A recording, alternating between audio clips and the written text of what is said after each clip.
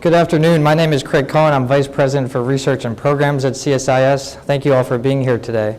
We're here to talk about Pakistan and the US-Pakistan relationship. We have two of the top analysts here in Washington with us, so it's going to be a terrific session.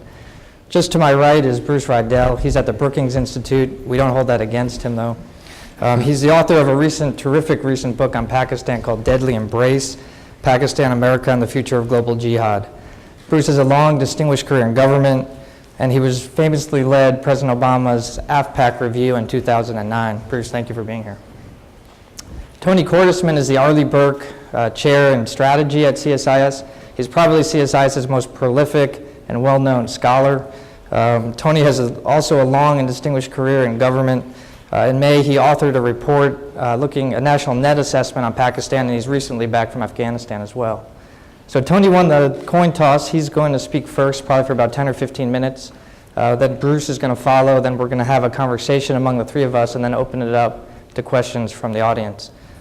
Tony, okay. Please, the floor is yours. Good afternoon, ladies and gentlemen, and let me apologize in advance. I actually am going to use PowerPoint occasionally. The good news is I'll use it very quickly. If you want to actually look at it, we've given you a sheet which indicates where these slides are on the web, and since I'm going to tie this to what I have recently learned in Pakistan, we've also given you a reference to a report that brings you up to date on the situation there. Let me begin by saying that I think the operative aspect of this session is the phrase perilous course. To be perfectly honest, in the real world, I think bilateral relations are as good as they are likely to get, as bad as they happen to be. There is always the possibility that Pakistan could find itself thrust by its own internal pressures into an open confrontation with the Afghan Taliban, come fully to grips with the remnants of al-Qaeda. But much as I would like to see that happen from an American viewpoint, quite frankly, I do not believe it is likely. I think it is far more likely that Pakistan will continue to pursue a strategy which in many ways is different from ours, with different priorities, and to focus on its own internal security dynamics. And as for the phrase regional solutions, after 50 years of hearing about them, my instinctive reaction is to leave the room the moment anybody mentions the phrase. Frankly, I think a regional solution is about as likely as an early Arab-Israeli peace settlement or a Congress that can both cut revenues and entitlement expenditures. I think the real issue for us, the issue that dominates relations, is the role of Pakistan in the Afghan conflict. And at a point where we are headed towards an undefined but almost certain real transition in 2014. I think that not only is going to shape our near-term relations, but really confront both countries with the question of what is the enduring U.S. role in Central and South Asia, and how does Pakistan fit into that process?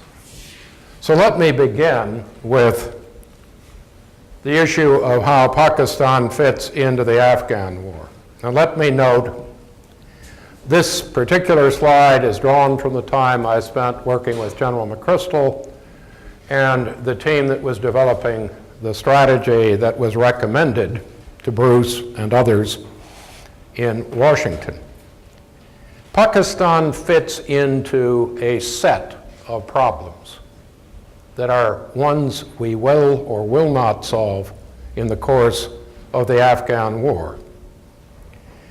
One is whether we can defeat the insurgents tactically, and there we are making, I think, very significant progress.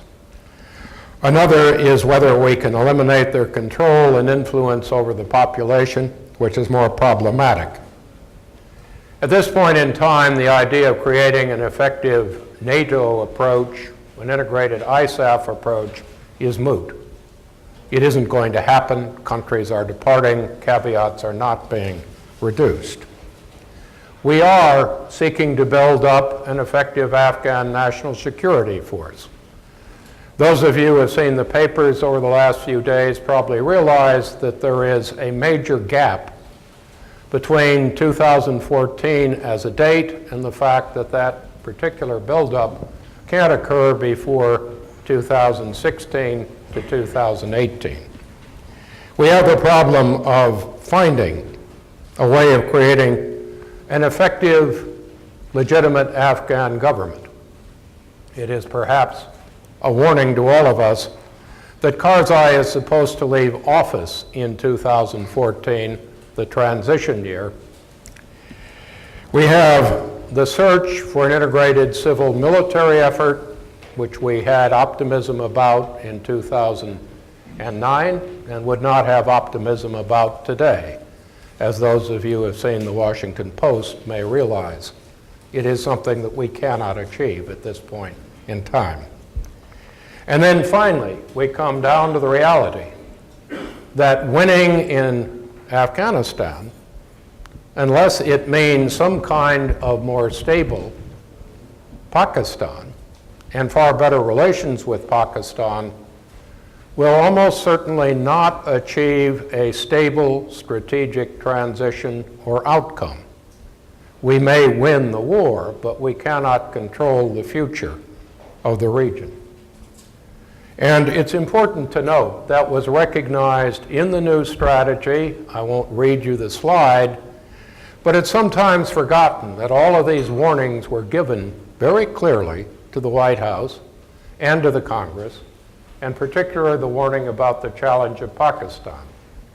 Now, I mentioned different strategic goals, and I think this is something we cannot alter through dialogue or aid or good intentions. Pakistan can see that we are going to leave. The question is when and in what way, but even under the most optimistic conditions, 2014 is not far enough in the future for Pakistan to see the U.S. as committed indefinitely at high levels to Afghanistan. Its goals in Afghanistan are to achieve and expand its own influence, particularly in the Pashtun areas, to block India from having any ability, in their phrase, to encircle Pakistan through influence in Afghanistan, to weaken some areas and strengthen others. And this geography explains in many ways why Pakistan is not going to willingly confront al-Qaeda or the Afghan Taliban, either in the Fatah area or Baluchistan. We can succeed on occasion with limited pressure. The way that we are giving aid is normally spelled B-R-I-B-E, but in general, what it may or may not achieve is the ability to rent some degree of limited support and compliance, as long as it's sustained. India will continue to play the game as a third player, and in fairness to Pakistan, India's role may be more moderate because its needs are more moderate, but it is a player in this equation. When we look at the challenge of relations, these slides are not mine. They come from experts in the area. We are basically dealing with a Pakistan which is pursuing its goals, as well as the search for stability on a much broader level, and as well as a much higher priority, confrontation with India. Nothing we do is going to change that equation in the near term. It drives what happens within the Pakistani military, within the Pakistani intelligence structure, and basically this is the group that dominates the Pakistani government's behavior in practical terms and will continue to during the length of this war. We have contributed to the problems, but let me just note, for any of you who wonder about what I'm saying, many people never saw the report the President sent to Congress several months ago. it's a very good idea to read it, because in it is a very clear warning that what I've just outlined to you is not a personal view, but a view in a set of concerns which represents U.S. policy as presented to the Congress. And it is not a casual set of judgments. It came hard, and this document was debated with a great deal of interest and concern. Now let me just note, what does that lead us to? It leads us where we are. Last week, we heard U.S. experts in Pakistan describe U.S. and Pakistani relations as being at their worst since 2001. I think that's a fair judgment. Pakistan cannot easily separate itself from us, not given the aid, not given the value in some ways of our presence, to the extent it actually serves Pakistani interests. We cannot separate ourselves from Pakistan, but public opinion, tensions with the Pakistani intelligence community, tensions with the Pakistani military have grown steadily for the last 6 months, and it is very unlikely they will diminish, particularly if we announce that we are making major troop cuts and we put ourselves on a vector where Pakistan can see we are leaving quickly. But whether that would be any different if we were leaving slowly and had less serious troop cuts is somewhat uncertain. When you look at this, the supply line is critical. You can talk about Pakistan as being of great strategic interest, but it isn't. Pakistan is of tactical interest during this war because we need the supply lines. It is of tactical interest because we need its support in the FATA area and the Baluchi area to the extent we can get it. Aside from that, on a global basis, this is not a critical or in many ways important American strategic interest. As for operations, Pakistan has acted to some extent in areas under pressure that help us, but these are primarily the areas which also affect its own security. Not the Afghan Taliban, not the Haqqani network, not the operations of Al-Qaeda or Sheikh Omar, Mullah Omar, but the direct areas of interest to Pakistan. In the areas where Al-Qaeda has been most active, there have been Pakistani forces, and there has been no Pakistani action. This is an order of battle people like to ignore, but it is a fact that Pakistan has had troops and capabilities in the area. Now, very quickly going through the numbers, they have built up capabilities, they have taken casualties. Unfortunately, in the way they fought, they've also, in many areas, simply ended up compounding the alienation of people by displacing them. That's not been true everywhere. There has been some corrective action, but in general, one of the great problems Pakistan faces is, even when the military acts, the government cannot. The civil side remains inept, whether it is a flood or it is dealing with displaced people in combat. Public opinion, you obviously cannot see the details here, but it's very mixed for operations in the FATA area. That's different from SWAT. It's different from the areas that are close to the immediate interests of Pakistanis outside the areas of interest to us. And when it comes down to the attitudes in popular terms that Pakistanis have toward the United States, we are by far the most unpopular single factor, aside from India, in Pakistani public opinion. And that was true when a survey was taken some 6 months ago. Looking at the indicators, the situation has deteriorated steadily since that time. A lot of the reason for this is obvious. Pakistan has not developed the FATA or Baluchi areas. It's not put resources into them It has exploited Baluchistan. It has relied in Baluchistan on repression, not on reform. And when it has talked about reform, it has not executed it. The data that you find from Pakistani sources makes this all too clear. And the violence level in Baluchistan is rising as development, as you can see from those pale blue bars, falls far short of the average level of development in Pakistan, which is the darker blue. We have the fact that this is only one of a series of areas of violence. We focus on this because it affects our strategic interests. In fairness to the Pakistanis, the majority of threats to Pakistan's stability are not in this area. They are in the other parts of Pakistan, and one of the keys is the broadly permeating nature of violence and the wide variety of groups that exist throughout the country. This is a country, like much of the region, which also is failing to come to grips with a massive population rise.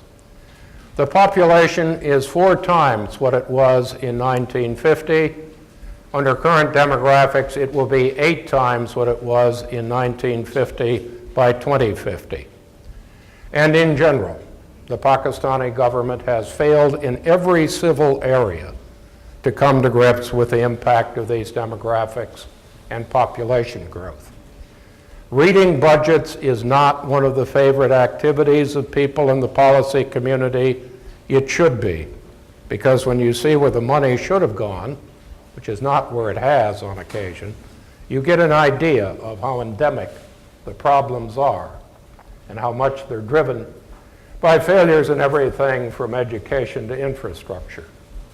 Again, the anger at us, the lack of support for this war of ours, the extent to which that people see us as a group you can have no confidence in. The confidence in President Obama before the current relations began to deteriorate was 8%, although 64% wanted relations to improve. Let me just close. We do have a strange quid pro quo. All of you know we have drone and UCAV strikes in Pakistan. When you look at the allocation of them by target, about 40% of them have nothing to do with our goals in terms of al-Qaeda or the threat to us. They are a way of directly supporting the Pakistani government because that's the target base. It's outside the areas of our strategic interests and concerns. Our assistance has been massive. Let me go back to the word bribe. When you can't figure out where the money goes, when there is no public accountability, when you are not managing your funding streams, this is not, in the conventional sense, aid. In the military side, at least, you can see a lot of the hardware and a lot of the equipment, and you have some idea where some of the training and other funds went. In the case of U.S. civilian aid, we have zero accountability. You look through the publications from the State Department and AID, and you have a broad area of where the money went by category in the U.S. budget. But you have absolutely no idea of what we're buying, where it's going, and how it is being accounted for. And any of you who have seen the Washington Post today have probably realized this is not one of our current strengths. This is a grim picture. It was a grim picture when we developed the new strategy. It has grown grimmer with time, and unless something radical happens to change Pakistani behavior between now and 2014, relations will probably be, at best, as strained as they are now, or see Pakistan move more and more towards trying to position itself to somehow win this transition in terms of Pakistan's strategic goals. Thank you. Thanks, Tony. Bruce?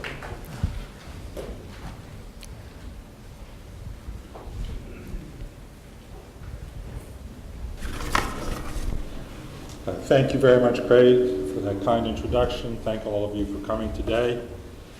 It's always a bit of a daunting task to follow Tony on a podium like this.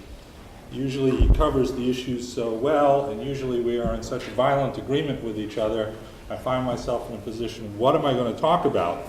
Or should I just sit down and let questions begin?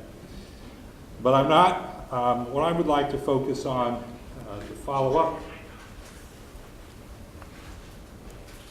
What I would like to focus on with a little bit more detail is the US-Pakistan bilateral relationship, where that is going, and then offer maybe a few thoughts on how to recalibrate the US-Pakistan relationship. Let me begin, though, by saying I'm in complete agreement. Pakistan is a country that has so many problems facing it. One wonders why anyone would want to be prime minister or president of this country. Its daunting challenges from the terrorist syndicate, which now has the nation literally under siege, to its growing population demands, and to the fact that it's literally running out of water. I know that doesn't sound right. Last year they had the worst floods in their history. That was a one-off. The bottom line for Pakistan is it may follow Yemen as the second country in the world where its major cities literally do not have enough water to go on. US-Pakistani relations have a very cyclical quality to them. For 60 years, the US-Pakistani relationship has been like a roller coaster. We've gone up through periods of great love affair with each other, followed by bitter and ugly divorces. During the periods of great love affair, the United States throws money at Pakistan like it was a drunken sailor and asks for no accountability whatsoever, and we turn a blind eye to everything they do that we might not like. During the periods of divorce, we are angry with each other, frustrated, we call each other names, we sanction them enormously, and we achieve absolutely nothing by doing so. The consequence of this roller coaster is that Pakistanis have come to a conclusion. It's evident in the polling data you saw. The United States is not a reliable ally. Nobody in their right mind living in Pakistan would come to any other conclusion than that based on the last 60 years of American-Pakistani relations. The highs in American-Pakistani relationship have all been based around secret projects. In the 1950s and 60s, it was the U-2 base in Peshawar. In the late 60s and 70s, it was the opening to China. Then it was the war against the Soviet Union in Afghanistan. And in the last decade, it was the war against Al-Qaeda. The Pakistanis actually do have nostalgia for one period in all of this. And that was the war against the Soviet Union in Afghanistan. Because for them, that was the perfect relationship. What they call Reagan rules.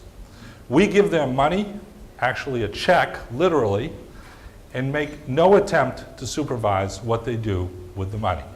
They could hand it out to whatever group they wanted, they could buy whatever they wanted with it, and they could divert as much as they wanted to their nuclear weapons program, and the United States said nothing. And in addition, the United States had almost no footprint in the country. But we're not going back there. In fact, the latest high in US-Pakistani relations, which began shortly after September 11th, was already beginning to erode by the end of the Bush administration. By the end of 2007 and early 2008, the high had been lost and we were in decline. 3 reasons for this. First, the collapse of the Musharraf government. Our man literally fell apart. We tried to stand by him till the bitter end. That just alienated the Pakistanis more. Secondly, our growing doubts about whether they were really on our side in the war against Al-Qaeda. These doubts were personified in 2008 in one man, Nadim Taj, then Director General of the ISI. It's worth noting that his previous appointment before he was given Director Generalship of the ISI in September 2007 was Commandant of the Kabul Military Academy in Abbottabad, Pakistan. Curious coincidence. We can talk about more in questions and answers. But during his short 11-month tenure as Director General of the ISI, the United States found him doing two things. One, blowing up the Indian embassy in Kabul, and we had their hands all over it. And two, telling every target of our drone strikes in 2007 and 8, in 2007 and 2008, that the Americans are coming, you better get out of the way. Talk about duplicity being caught. We caught this one. He was promoted to be a corps commander in the Pakistani military. And of course, the third event that led to the downturn in US relations in 2008 was the Mumbai terrorist operation.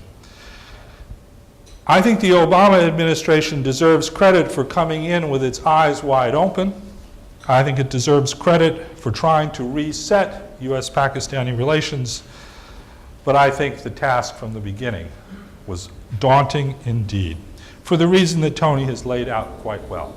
Fundamental differences in national security outlook, fundamental differences in world outlook, fundamental doubts about each other, and fundamentally different interests in many ways.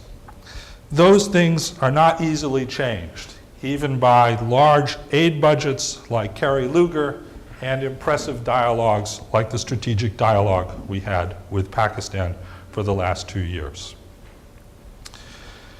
We are now at a new turning point. Abbottabad, the culmination of a number of events this year, but especially Abbottabad, has put us at a new turning point. Secretary Clinton said that very clearly during her 6-hour visit to Islamabad last month. Either we see some dramatic change in Pakistani behavior, and that change would be manifested in the demise of a certain known number of senior terrorist officials harbored in Pakistan today, or we're going to see this decline continue. I told Tony before the event, I am an eternal optimist about Pakistan because pessimism does nothing for you.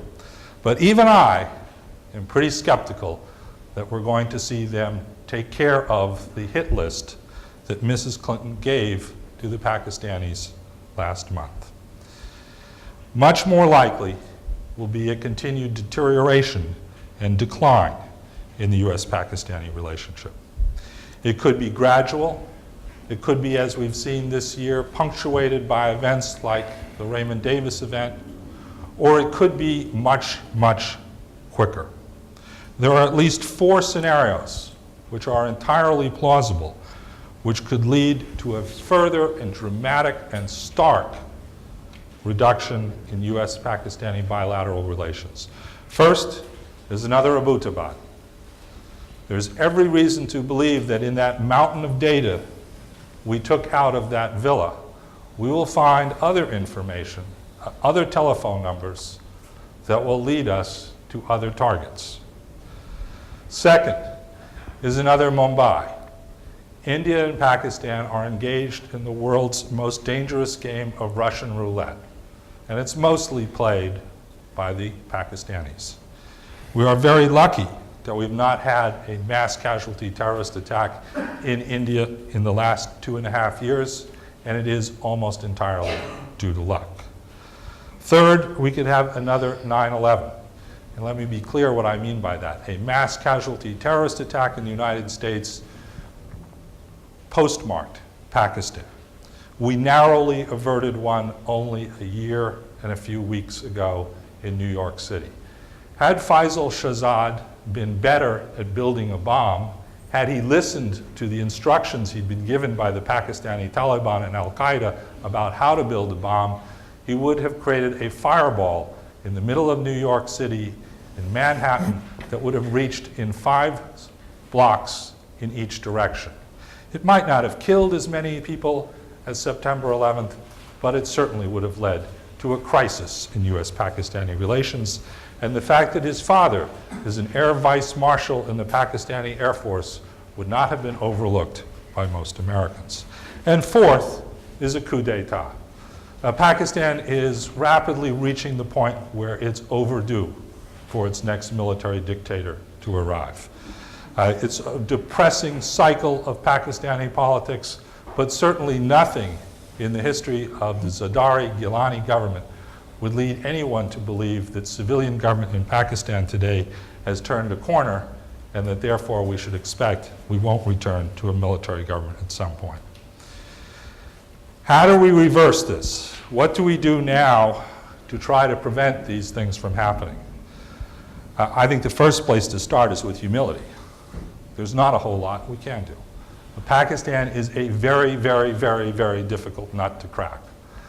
People say Afghanistan is hard. To me, Afghanistan looks surprisingly facile and easy compared to Pakistan. Humility is in order. Pakistanis will determine the future of Pakistan, not Americans. But I think that there are a couple of recalibrations or mid-course corrections that might help. One is what I call accountability. For the last decade, actually almost for the last 2 decades, we have been telling Pakistan to stop playing both sides of the game in the world war against Al-Qaeda and related terrorist groups. We have yelled at them, we have reasoned with them, we have argued with them, we have cajoled them, we have tried to bribe them, we have tried to isolate them. It hasn't worked. So reluctantly, I come to the conclusion we have to make it personal. We have to tell Pakistan that if we identify who Major Iqbal is the ISI officer who worked with David Headley to set up the attack on Mumbai, we're coming after him. We're coming after him either by grabbing his assets, arresting him when he travels, or if necessary, we'll come after him with extreme measures. This won't be easy, this won't be pretty, and I'm awfully glad I don't have to be the CIA chief of station in Islamabad who delivers this message, because that's one hell of a liaison relationship to manage. But I don't see any other way to get their attention. And in any case, we're already doing it. America, through the marvels of its own political system, is seeking out accountability against the ISI through the court structure. Major General Taj, who I mentioned earlier, and his successor, General Pasha, who are soon to come to court in the city of New York in a civil court case, which I think it is a virtual certitude they will lose.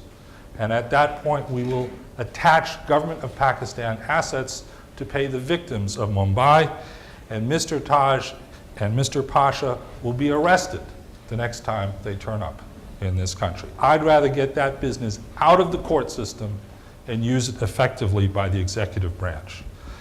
Secondly, I agree completely with Tony on the aid process. I think Kerry Lugar was a very smart idea whose time has already passed.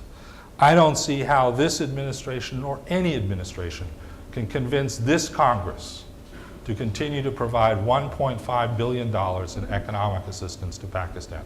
I sure wouldn't want to be the administration witness who goes up there and explains to this Congress, with its views about cutting spending, why we're getting our money's worth out of Pakistan from that aid. And that is not a negative comment about those people involved in running this aid program. I think they're trying to do a tremendous job.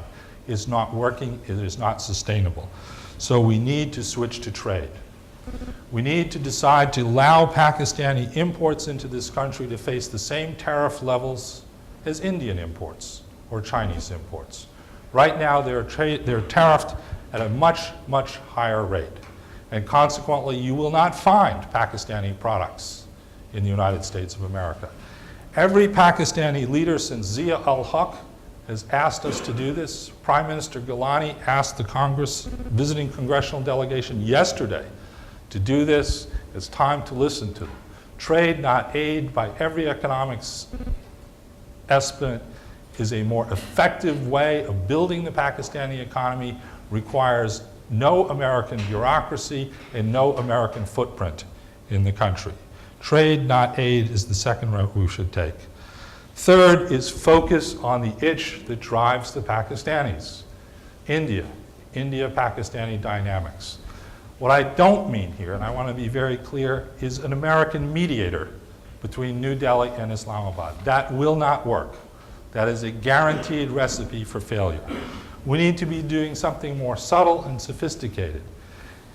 We need to use our Indian relationship to the extent we can to send a message to the Pakistanis that, yes, indeed, we're going out with the other date.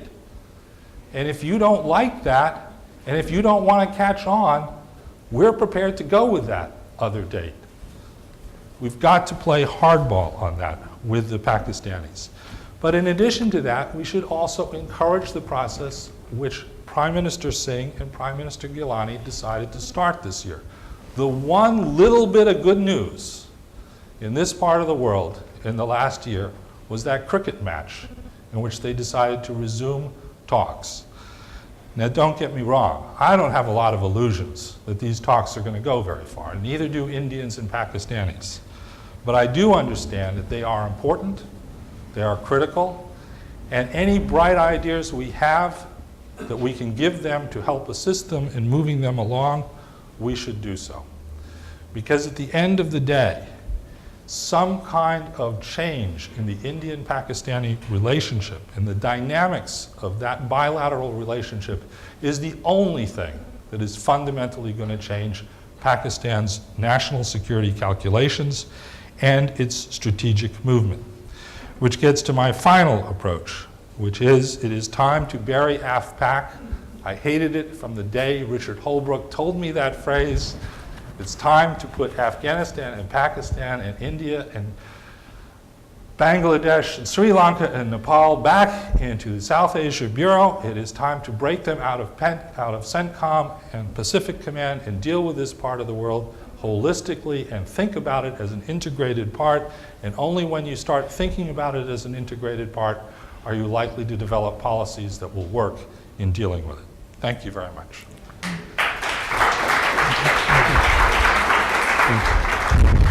Thank you, Bruce and Tony, for that rosy assessment. Bruce, I want to start with you. Is there any way that folks involved Pindi and Islamabad could have not known that bin Laden was in Abbottabad? That is, in my view, the $64 million question of this year. There are only two possibilities. And just to make sure we have the strategic picture here. The villa that Mr. bin Laden was living in since probably 2006 is less than a mile from the Kabul Military Academy. At the beginning of April of this year, Chief of Army Staff Kayani gave a speech at the Kabul Military Academy in which he said the back of the militancy has been broken. I have this vision in my head of Osama bin Laden standing on the roof listening to Kayani as he was saying that. They're that close. In that environment, there's only two possibilities. The Pakistanis were clueless about what was going on or complicit. Clueless means they really are clueless about the jihadist Frankenstein inside their country. That raises all kinds of disturbing questions about the future of the militancy, the security of Pakistan's nuclear security, its weapons, its arsenal. It raises questions about the safety of Americans living in this country. That's bad enough. Complicit, I think, raises even more profound questions. When I say complicit, let me be careful what I mean. I don't mean that General Pasha visited the villa once a month to have tea with Osama bin Laden and plot worldwide terror. Something more subtle than that. Complicit would be knowing he was there and deciding that that offered them some degree of control and influence over al-Qaeda, which was in their national interest. On the assumption that the Americans would never, ever, ever figure out what was going on. We have no proof of that today from what we hear from every person in the senior ranks of this government.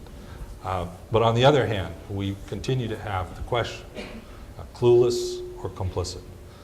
That question, I suspect, will haunt US-Pakistani relations until we come and find out what the answer was. Tony, do you think that Pakistan will change its course fundamentally in its fight against militancy as a result of the bin Laden killing? The simple answer is why? Because, as Bruce outlined, their interest has never been in the bin Laden or in the Afghan Taliban as targets. Those are levers that, to some extent, they've always been able to use. Are we in a position to put enough pressure on them to actually have them change the hit list? Who knows? It's possible, but it seems much more likely that we will see a few scapegoats and maybe more tolerance of unmanned combat aerial vehicle strikes. At the same time, probably a reduction in special forces presence in Pakistan. And there will be more maneuvering because, as they can see, if we have a July announcement of U.S. troop cuts, that means we are going to be largely leaving in 2014, at least as a major military presence. And at that point, they have every reason to try to intervene in whatever negotiations take place between the Karzai government, the Taliban, and try to manipulate the situation to their advantage. So this was an important event or symbol for us. It was an intense embarrassment for them, just as Bruce has explained, but should it change their behavior?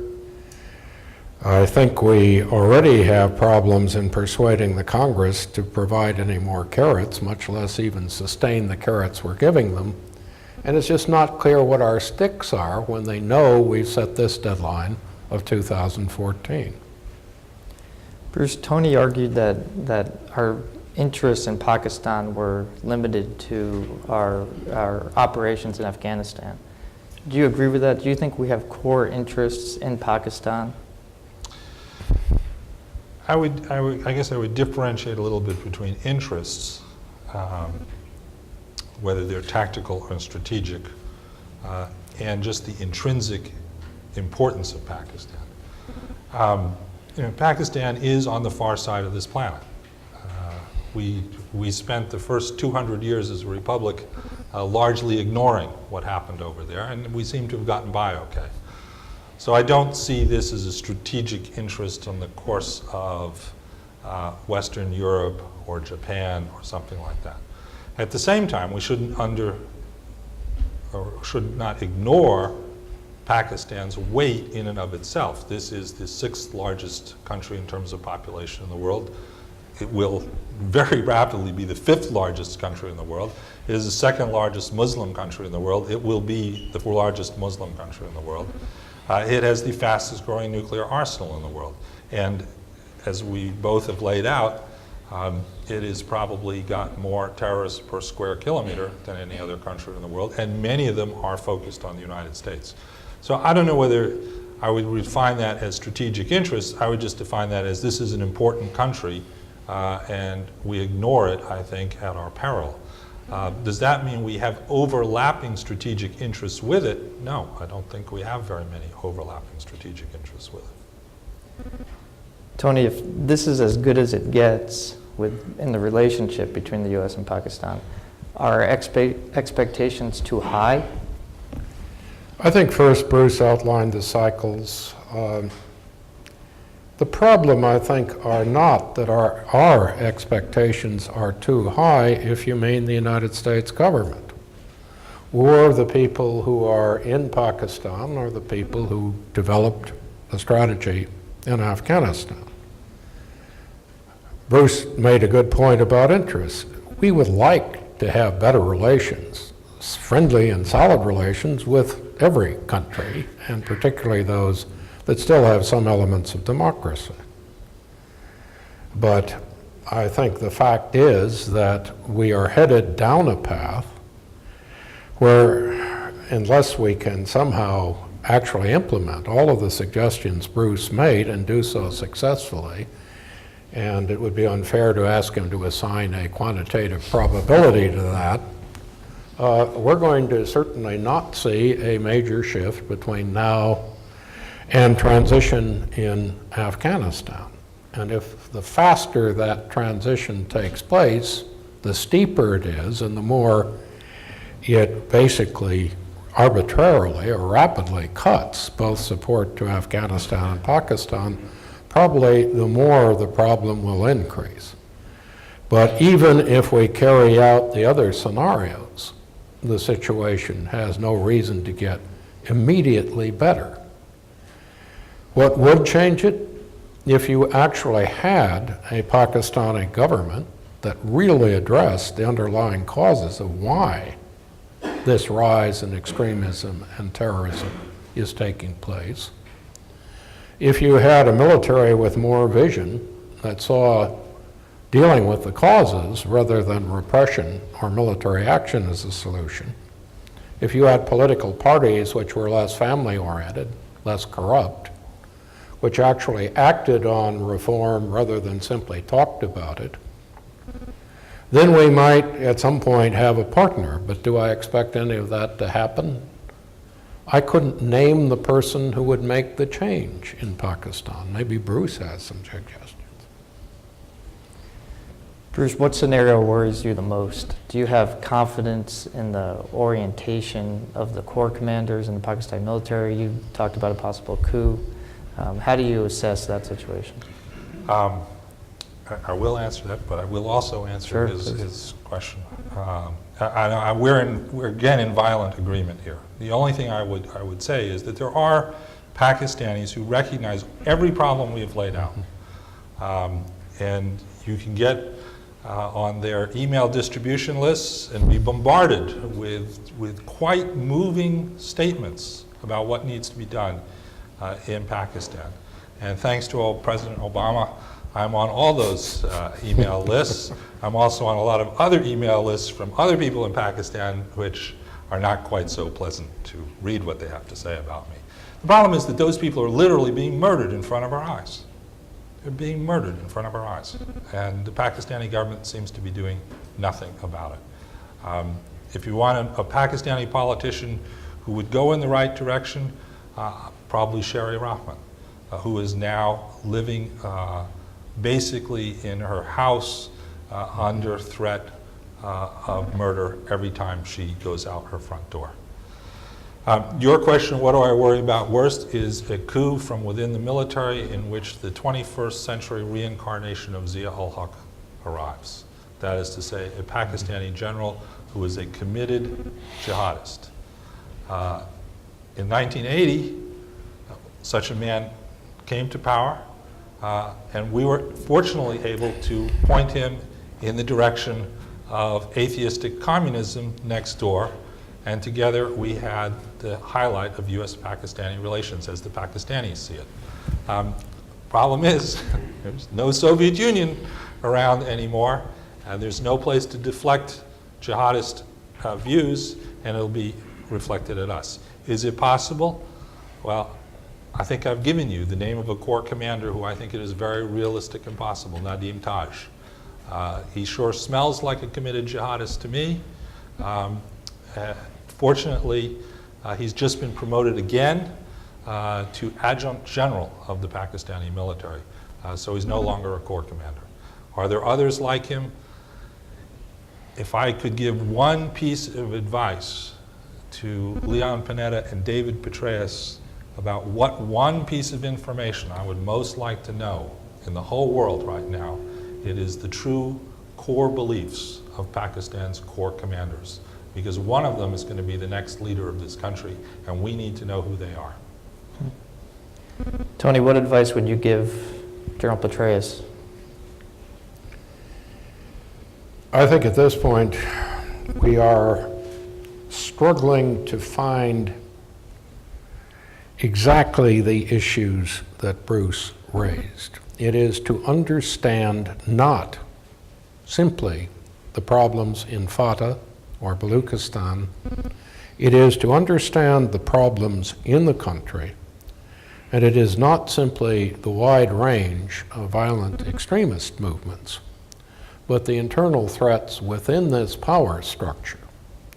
And that is particularly true because you have a country which soon will have a major increase in its ability to produce nuclear weapons, which does manufacture missiles, and which is doing it in a climate where you are building up, on both sides, significant nuclear strike capabilities in an environment which is a little unique, because both India and Pakistan have essentially had to lie about their nuclear testing program.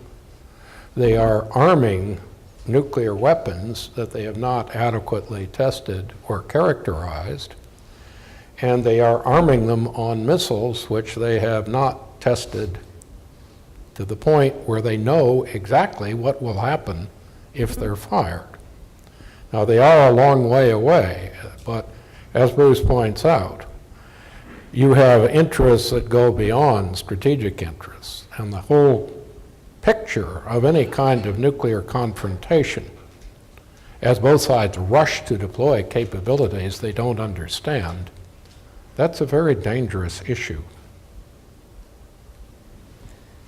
How about China?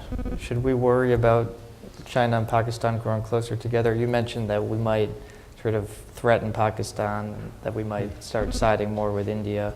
Couldn't they come back to us and say, well, fine, you can go with India and we're going to go with China? Is that a credible threat from their standpoint?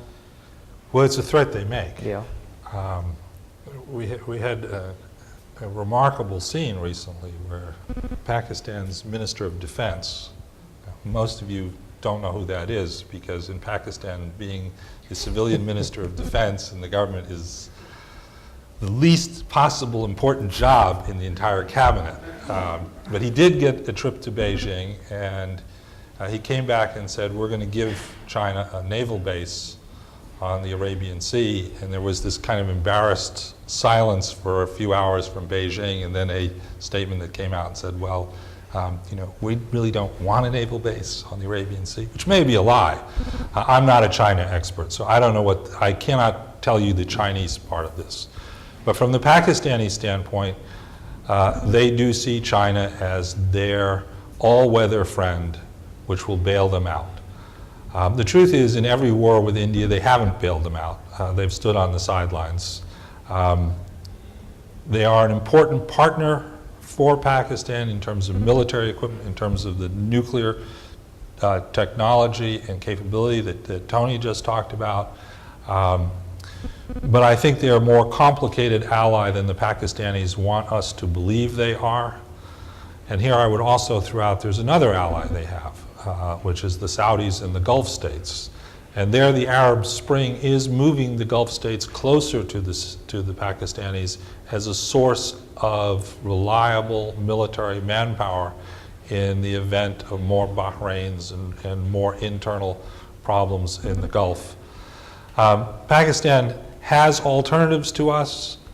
It likes to exaggerate the size of those alternatives, but they do have alternatives to us.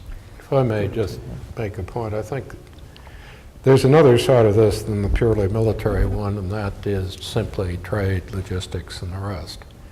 And there's been a lot of talk about new Silk Roads and the rest. Well, first, Pakistan is not a particularly attractive economic structure for China. It is not a particularly good route for pipelines and roads unless you believe, A, it is completely secure, and B, you have a real reason to move from the Indian Ocean north. And in fact, when you look at what China is doing, it isn't financing a major road through Pakistan, it's financing a major road through Iran up to Herat to connect with Central Asia. And that is a massive investment for China. The other problem is that, for obvious economic reasons, you have Central Asia funding east-west communication lines and lines north to Russia. So what you have is a rather peculiar subculture of people who study South Asia who are fascinated by Afghanistan and Pakistan, On the other hand, you have realities on the map, and they're moving east, west, and north, and in other directions, and for really clear reasons in terms of trade, economics, and energy flows. Bruce, you mentioned the Arab Spring. I wonder what you both think. Is it possible to see the sort of popular uprising that we've seen in Tunisia and Egypt, Bahrain, other places, Syria? Is it possible to see that in Pakistan? You had the lawyers' movement a few years ago, but it sort of fizzled out. Could there be a sort of demonstration effect in Pakistan? Well, I mean, if there's one lesson of the Arab Spring, it is don't rule out possibilities in the future at the risk of looking foolish very quickly after you've ruled them out. So I wouldn't rule anything out. I'd invert it a little bit. In many ways, Pakistan had its Arab Spring in 2007 and 2008. You had a aroused citizenry that asked for the rule of law, that asked for accountability, that wanted its system to be reformed, and that demanded the end of a dictator. And they succeeded. Now, maybe it would have all turned out a whole lot better if Mrs. Bhutto hadn't been murdered. But I think that's a bit of a slim hope. The problems in the Pakistani system are much more endemic than that.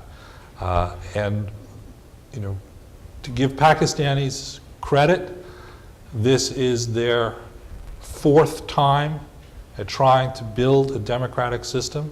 I give them a lot of credit for persistence, for aspiring to be a democratic, modern state. But you have to believe in the triumph of hope over experience to believe that it's going to succeed. And it's not going to succeed as long as the dominant political player in the country, a state within a state, the army, is so relentlessly focused on competition with India that it demands a exorbitant part of the national budget for its demands, and demands total control over national security be held solely in the hands of the army, and the civilian political leaders not even have any involvement in it. It is a army in charge of the state in many ways today, and that is a political problem which I don't think is resolved easily through the kind of political demonstrations and upheaval that we had. It is more likely to go back to military dictatorship than it is to effective functioning democracy. Greg, if I may, just I'm always a little worried about this phrase, Arab Spring. First, no two Arab Springs are alike. So we end up describing the French Revolution and the American Revolution as being identical by using that same logic. And very recently I heard a senior Arab describe the Arab Spring as what you in the West don't understand is, for us, the spring is intensely hot and filled with sandstorms, which I suspect is a little more realistic than some of the descriptions we've heard elsewhere. But what I think Bruce has pointed out, first you have much more an option in some ways, as you did in Egypt, between a civil elite and the military structure. And second, what you also have is not so much a national consciousness centered around one place, but a whole group of separatist, somewhat different movements which do not have reason to cohere and produce some kind of unified process of change. So you may see a power struggle between the civil and military elite, but that's not the same thing, I think, even as the Egyptian case was. We really, I think, in general, need to remember that the only thing revolutions do have in common is that none of them are alike. If the military is part of the problem, should we think about putting greater conditions on the military aid that we give to Pakistan? Bruce mentioned that he thought Kerry Lugar was a great idea that was past its day. The civilian aid clearly is under greater pressure in Congress. How about the military assistance? You bribe people to freedom? I mean, let's be real. if what we want is to maintain the lines of communication through 2014 without more trouble, not have more problems with UCAV strikes, and occasionally have them do something useful when we're pushing them hard enough, it's probably not a good idea to suddenly discover we need a really good military accounting process. I can't top that line. That's pretty good. Bruce, you probably know the dynamics within the administration as well as anyone on the outside. And I was wondering if you could characterize the state of debate on Pakistan now in Washington. Will Secretary Gates' departure, will that shift the center of gravity? How do you read things? Traditionally, Pakistan's strongest promoter inside the United States government has been the CIA. Because the CIA argued that the relationship with the ISI, although very, very difficult, produced results. Certainly, that was the argument back in the 1980s when the ISI ran the Mujahideen war for us. And that was the argument through most of the first half, 3/4 of this decade. The formula of the CIA would repeat endlessly is that the ISI is our most important ally in the war against al-Qaeda and our most difficult ally in the war against al-Qaeda. And they would point to people like Khalid Sheikh Mohammed, Abu Zubaydah, and others whom we had gotten through assistance of the ISI. That's changed. That has changed in the last year, and it certainly has changed in light of the Raymond Davis affair, and Abbottabad certainly changes it even more. My former colleagues are spending even more time than I am trying to answer my question, clueless, complicit, because for them it's an even more up close and personal question. If that advocate changes as it has, that leaves in essence the uniformed military, which is arguing the case that we need them for the supply line. And I had a drink with Kayani last night. He's really an okay guy. He's not as bad as he thinks. The departure of Gates and the arrival of Panetta, who's going to bring with him the new CIA view, I think is also bad news for Pakistan. That will leave as the principal defender of engagement with Pakistan, the State Department, which of course, because it is the State Department, argues in favor of engagement with everybody. That's what diplomats are supposed to do. Its track record of winning those debates, not just in this administration, but in every administration, is pretty slim. It may have engagement, but it's engagement often with nothing inside of it. So my reading of the tea leaves is that not only does events on the ground argue that this relationship is going to get worse, bureaucratic changes and personnel changes in Washington probably will add to that tendency towards getting it worse. All that said, at the highest levels of this administration, as I said earlier, they've never had illusions about Pakistan, but they also do understand that Pakistan is an important place, and that getting angry with it, getting frustrated with it, feels good, but that's not a policy. Anger is not a solution to this problem. The solutions are not very good, but anger is the least effective of them.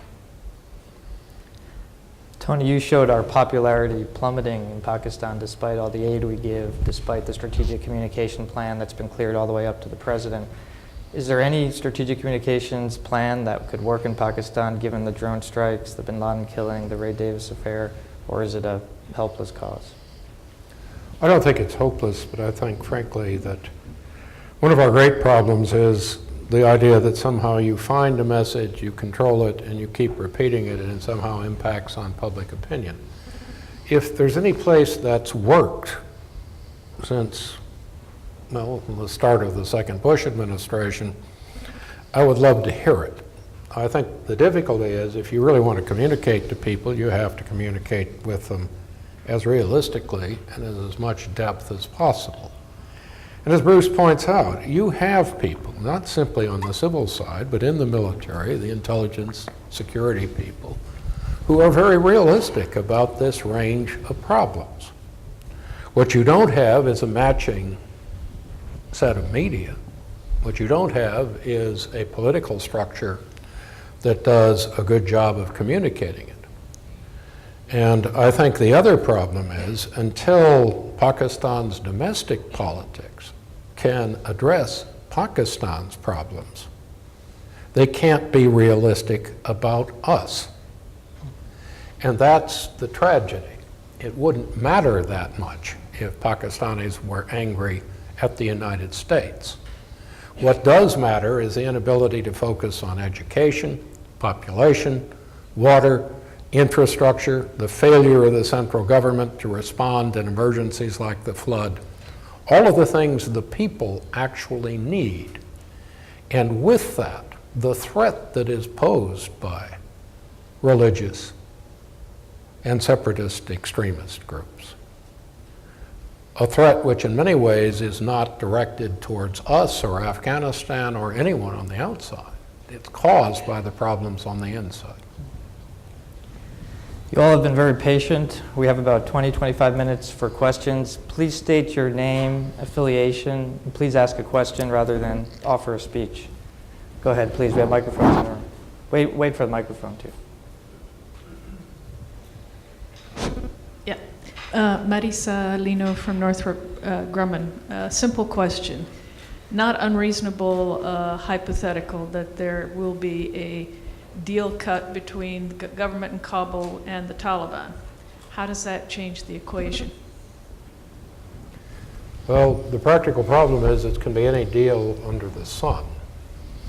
When you cut this kind of deal, are you cutting it around us or with us? Are you cutting it with a group of Taliban which might actually accept a political role? Or is this simply a cosmetic device by the Taliban to try to manipulate the situation? Is it Sheikh Omar, which seems a somewhat uncertain deal? This particular group of bedfellows is always possible in politics, but the idea of Omar and Karzai is not something that strikes me as immediately possible. You have the problem of Haqqani, and how does Haqqani fit into this structure? The other thing to remember is we are still fighting, in many ways, a tactical war to try to transform Afghanistan into a state with a more effective government with popular support. The Taliban is fighting a war of political attrition, where in many ways they want to expand their influence, expand their control, and simply outweight us, which is what they need to do to win if the Afghan government remains weak and something they can exploit.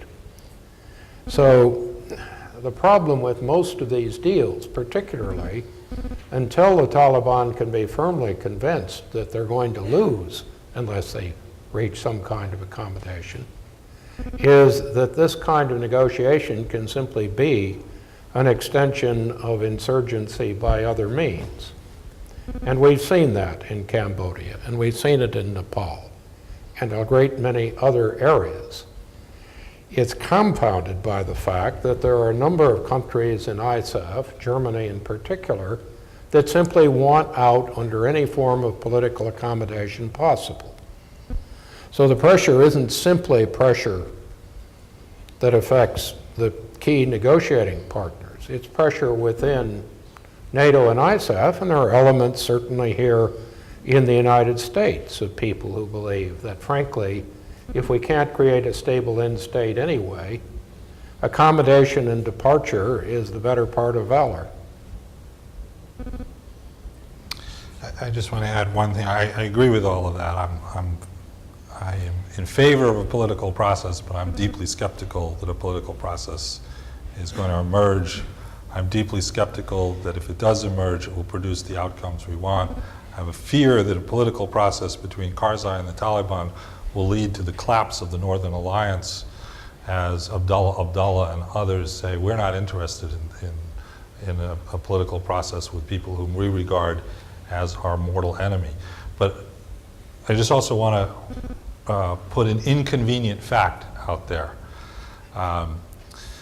There is a great hope in certain circles here and in many, many circles in Europe that the Taliban can be split from Al-Qaeda, that these are not necessarily bound together organizations.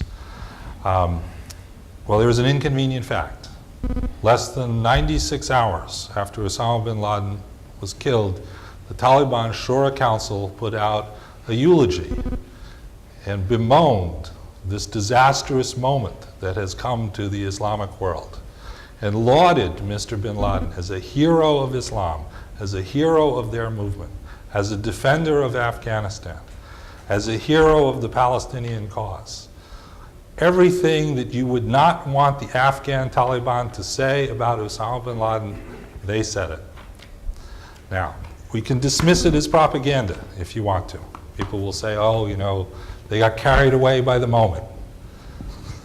Well, you do that at your own peril. I think the Afghan Taliban revealed the relationship between Al-Qaeda. I suspect that in that mountain of data that they're going through, they're going to find a lot more communications between Mr. bin Laden and Taliban commanders than people would want to find. You're on the Quid Assura's distribution list as well. Yes, I get a lot of weird emails. Please, in the back. My name is Vincent Wong from University of Richmond. I share your frustration. You have used the word cyclical relationship to describe US-Pakistani relationship. I wonder if we can really afford to divorce Pakistan. Bruce mentioned some of the intrinsic importance of Pakistan, and I'll just add a few more. Some of this have to do with negative importance.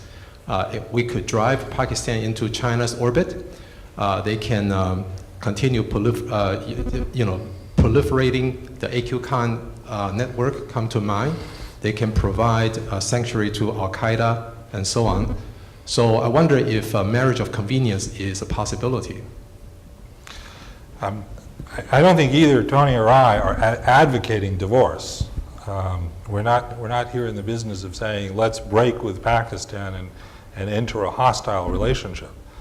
What we're trying to be is realistic, that engagement prospects of success were always small and look smaller today than they did 2 years ago, 3 years ago when President Obama was elected. And I think we have to deal with that reality.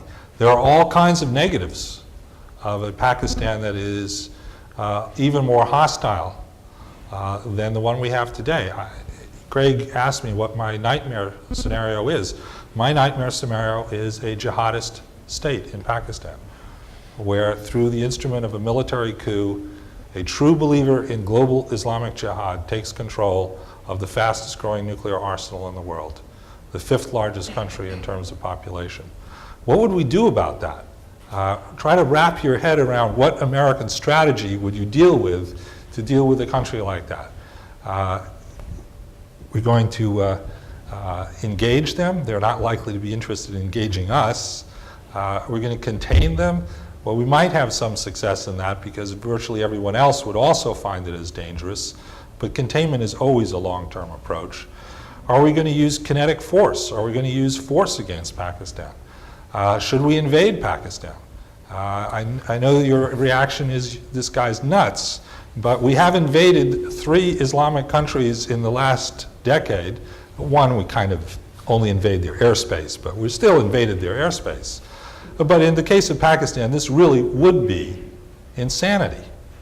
Taking on a nuclear-armed enemy with 180 million people who, as Tony's poll charts show us, are not exactly ready to be won over to the American way of life by some GIs with bubble gum. It can get much worse. We're not advocating that. We're not in favor of divorce. But I think realism is important in thinking about the future of U.S.-Pakistani relations. We are in a dark place and it's getting worse. I think that first I'm going to have to try to get away from the mental image of Rambo Part 9 as we go in to get the nuclear weapons in Pakistan. Where's Sylvester Stallone when we really need him? And I don't say that totally facetiously, because people say, well, it's a nuclear power and therefore we have to what? And sometimes you get these fantasies, we're going to bomb them out of nuclear weapons, or we're going to send in special forces. Frankly, that is an extraordinarily dangerous image. What we also have to recognize is when we talk about transitioning out of Afghanistan,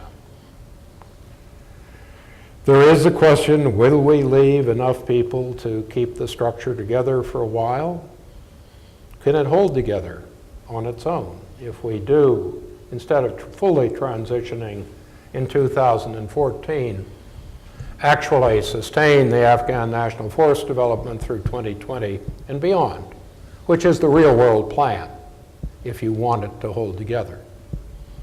If we do that, do we maintain a capability and some kind of presence to deal with extremism in Pakistan that attacks terrorist targets, the so-called counterterrorism strategy?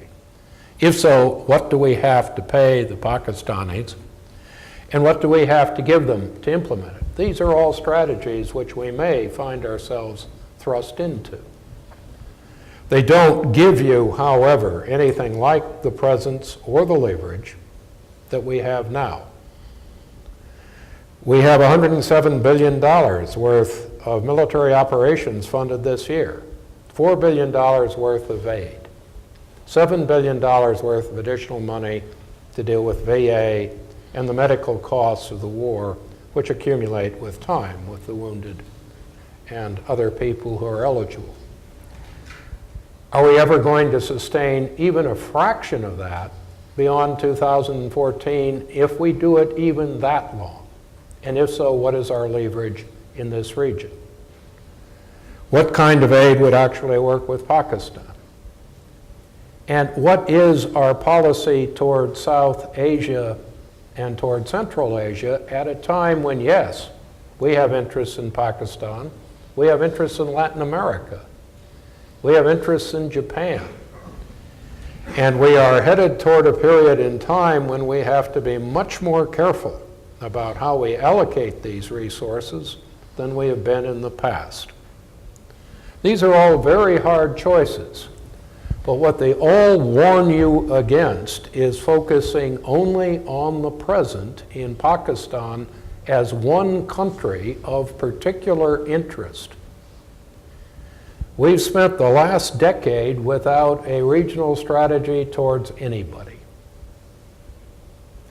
We can't afford to have a Pakistan-centric strategy or an Afghan-centric strategy in the future.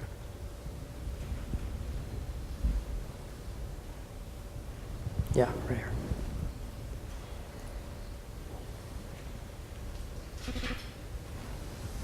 Mohammed Atif at VOA. First to Bruce, what makes you think that Pakistan can become a jihadist country?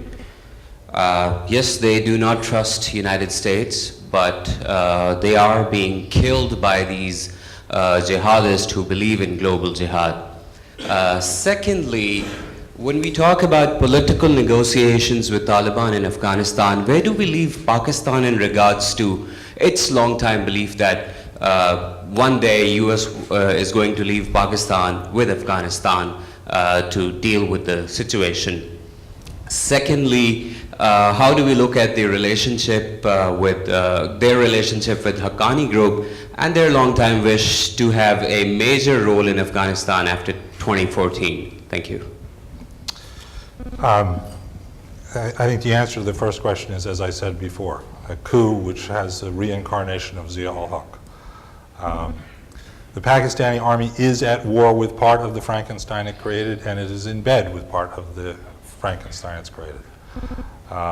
The complexity, the contradictions that go on in the Pakistani army's behavior towards jihadism are difficult for the American mind to comprehend. But it is these contradictions and these complexities which make this such an important and difficult problem to deal with. Is such a coup imminent? Is it inevitable? No. Is it possible? Certainly. Is it the most likely outcome? Fortunately, I don't think so. Craig was asking me for my nightmares. Usually your nightmares are not the most likely thing that's going to happen to you next day, but you ought to pay attention to worst case scenarios, not be obsessed by them either. The question of Pakistan's role in a future political process in Afghanistan seems to me to be, first of all, a question that should be addressed to Afghans. Countries do not have a right to be involved in the internal political process of their neighbors without invitation. And the problem for Pakistan and Afghanistan is it is perceived to have invited itself in over the course of the last 30 years without invitation. If you think my doubts about the honesty of the Pakistani army in its dealings with Afghanistan are extreme, you should talk to Amr al-Saleh, the former head of Afghan intelligence. Amr al-Saleh is a very interesting case. He's been saying for the last 5 years one thing over and over again. Osama bin Laden is not hiding in a cave. He is hiding in the heartland of Pakistan, in a Pakistani military garrison, probably protected by the ISI. Everything but that last statement is now a fact. He was right about Pakistan. I think if I may turn to Afghanistan, the issue isn't just the Haqqani network. It's 2015. Karzai has either changed the Constitution or he's gone. No one has emerged under Karzai as a strong, competent leader. Any of us who have met some of the other would-be Afghan leaders have good reason to be extremely cautious about what comes next if it isn't Karzai, who in the southern Pashtuns now has what political status? How separate are the southern Pashtuns from the northern Pashtuns? How is the Haqqani network then fitted in to the Taliban generally? Is the Quetta Shura even at that point still real? Is Omar still around? How much of the central government has actually evolved in a positive direction versus a lot of polls which indicate that basically it has not improved in popularity as a result of the new strategy nationally, just in the areas where we've now provided added security in the south and Kandahar. What is the status of the northern groups in Afghanistan? And having had 2 failed elections, one for president and one for parliament, and having created a legislative body which has no clear function, even if it is properly elected, because we never really gave them the control over money that any legislature should have, what actually evolves? Since we can't, at this point in time, answer a single one of those questions predictably, and we have no transition plan that anybody has articulated, either in Afghanistan or the administration, to move toward a goal that would deal with them, I would just suggest to you that we need to look far beyond 2014 as quickly as possible. Particularly because something people forget again and again in this city is, for us to act, we need money.